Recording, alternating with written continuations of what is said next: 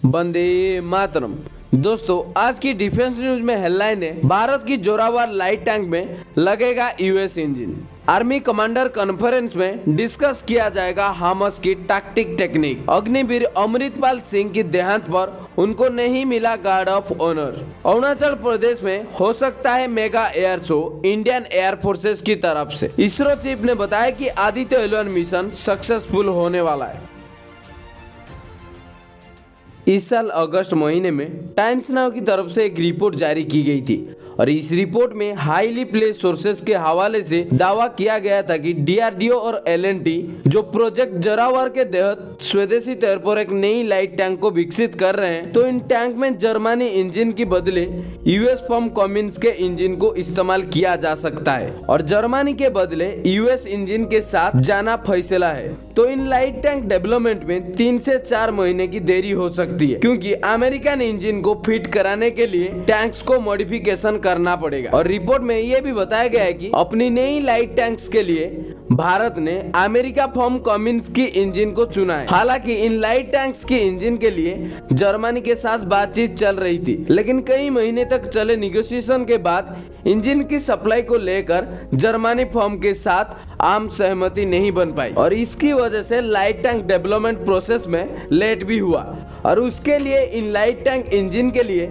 नया मैन्युफैक्चरर ढूंढना पड़ा। आखिर में अमेरिकन कंपनी कमिंस के साथ कई सारे निगोशिएशन के बाद डील्स पक्का हुआ और इस प्रोजेक्ट जोरावर के तहत Indian army total 354 light tank को खरीदेगी, जो खास तौर पर लद्दाख जैसे हाई ऑल्टीट्यूड लोकेशन में ऑपरेट होगी। और ये जो 354 लाइट टैंक मैन्युफैक्चरिंग होगी, उसमें से 59 डीआरडीओ और एलएनटी मैन्युफैक्चरिंग करेगी और बाकी की टैंक्स को इंडिया की अदर कंपनी प्रोड्यूस करेंगे। जोरावर लाइट टैंक कुछ इस प्रकार बनेगी, जिनके फायर पावर से बिना कॉम्प्रोमाइज किए लाइट और अधिक मैन्यूरेबल बनाया जा सके और उसकी कैपेसिटी में कुछ मॉडर्न टेक्नोलॉजी होगी, जैसे कि AI, drone integration, a high degree of situational awareness and amphibious operational capacity.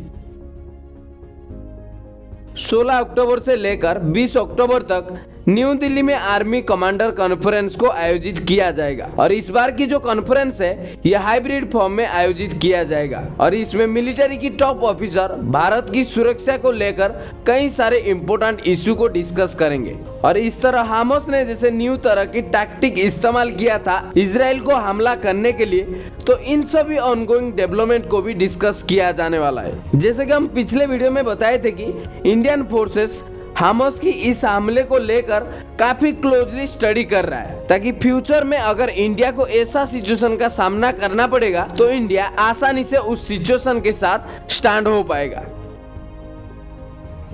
11 अक्टूबर को जम्मू कश्मीर की राजौरी सेक्टर में एक सेंट्री ड्यूटी के दौरान अग्निवीर अमृतपाल सिंह की दुर्भाग्यजनक मृत्यु हुआ था और रीजन ये बताया जा रहा है कि अग्निवीर अमृतपाल सिंह को सेंट्री ड्यूटी में गोली लगी थी और ये गोली सेल्फ इन्फ्लेक्टेड बताया जा रहा है और इसकी अधिक जानकारी के लिए कोर्ट ऑफ इंक्वायरी अभी भी जारी है। और अग्निवीर अमृतपाल सिंह की जो पार्थिव शरीर है वो एक जूनियर कमिश्नर ऑफिसर और 4 अदर रैंक पर्सनल के साथ एक एम्बुलेंस के जरिए लिया गया था और उनका मृत्यु का कारण यह है कि खुद को पहुंचाई गई चोट है और इंडियन आर्मी पॉलिसी के अंदर उन्हें कोई भी गार्ड ऑफ ऑनर या सैन्य अंतिम संस्कार प्रोवाइड नहीं किया जाता है। और इसमें बहुत बड़ा इशू ये उठाया जा रहा है कि क्यों अग्निवीर अमृतपाल सिंह को गार्ड ऑफ ऑनर नहीं मिला। आर्मी की ऑफिशियल स्टेटमेंट में ये लिखा गया था कि सेल्फ इन्फ्लेक्टेड डेथ के लिए कोई भी गार्ड ऑफ ऑनर या सैन्य अंतिम संस्कार नहीं दिया जाता है और ये भी बताया गया है कि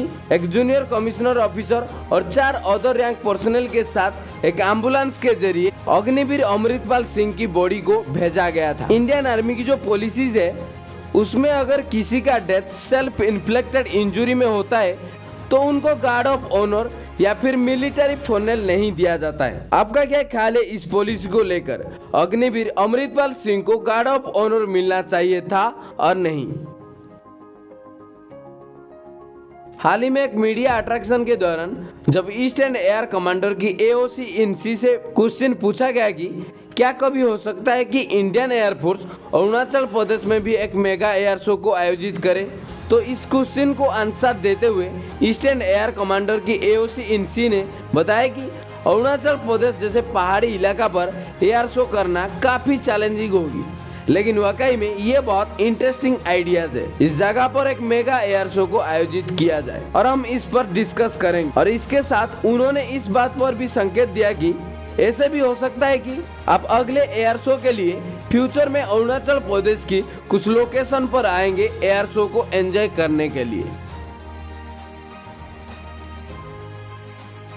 इसरो के चीफ एस सोमनाथ ने संडे को एक मीडिया अट्रैक्शन में बताया कि इंडिया का पहला solar mission Aditya L1 spacecraft mid जनवरी में लॉन्ग रेंज पॉइंट में पहुंचने वाला है और अभी ये बहुत अच्छे से काम कर रहा है। ऑलमोस्ट 110 दिन लगेंगे आदित्य L1 को ईस्ट से L1 पॉइंट तक ट्रैवल करने के लिए और ये जनवरी महीने की मिडिल में पहुंच जाएगा। उसके बाद Aditya L1 long range point में अपना काम शुरू कर देगा, सन को स्टडी करेगा और हम सबको उम्मीद है कि ये मिशन भी सक्सेसफुल होगा। तो ये था आज की डिफेंस न्यूज।